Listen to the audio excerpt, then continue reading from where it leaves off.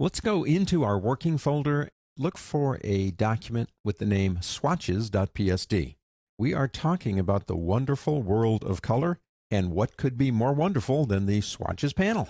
I think we know what goes on here. The swatches panel holds colors. If we click on a color over here, it becomes the foreground color over here and becomes our painting color, our gradient color, whatever. But the swatches panel to me can be very valuable because you can save your own specific sets of colors. Now this is a standard set. If we click here, I can load all kinds of different sets. But if Adobe gave me 1,000,000 different sets, there would probably be 1 or 2 sets that I would like to have that they didn't give me. So let's talk a little bit about saving our own sets. I've got a trick here I want to show you too. I can come over here and say start pulling flesh tones off of her face and then save them like a flesh tone library, which is not a bad thing to do. Maybe fall color library. You have all these different colors, but I don't want to add them in with all of these and just kind of stick them in at the bottom. I want to get rid of these and just have a flesh tone library. So you do this. You hold the Alt key down, that's Alt in Windows and Option on a Mac, and you start clicking on these things, and it takes you about a minute or two, and you eventually empty out the panel. So there's nothing in it. Incidentally, you cannot have a swatches panel with nothing in it. You have to have at least one swatch. But that takes a minute or two to do, and then you can fill it and populate it with what you want. So I came up with a trick here. I'm going to click here. I'm going to go down to Reset, take it back to the way it was.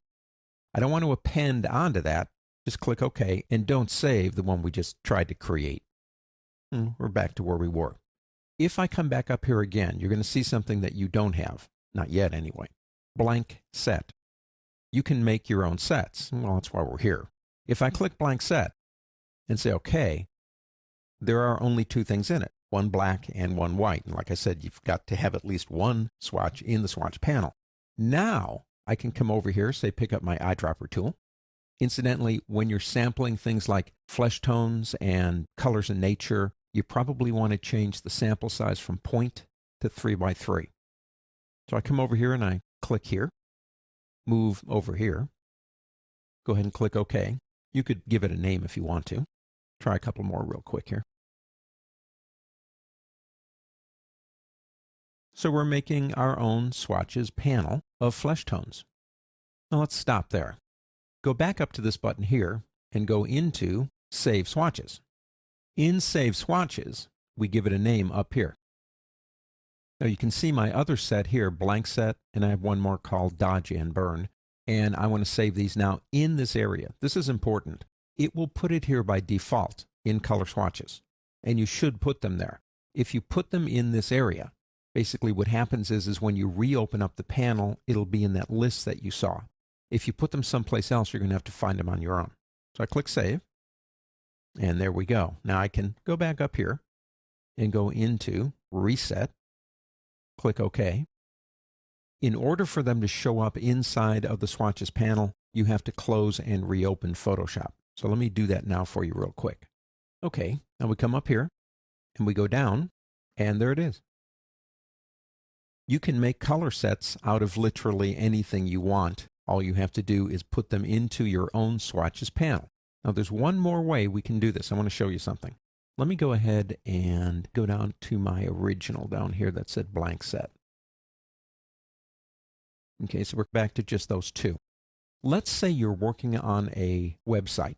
Let's say you're browsing the internet and you're looking for colors, and you see a website that you really like, and you'd like those colors. Now what we used to do years ago is we'd take a screenshot of that website, we would bring it into Photoshop, and we'd use our eyedropper to take the samples.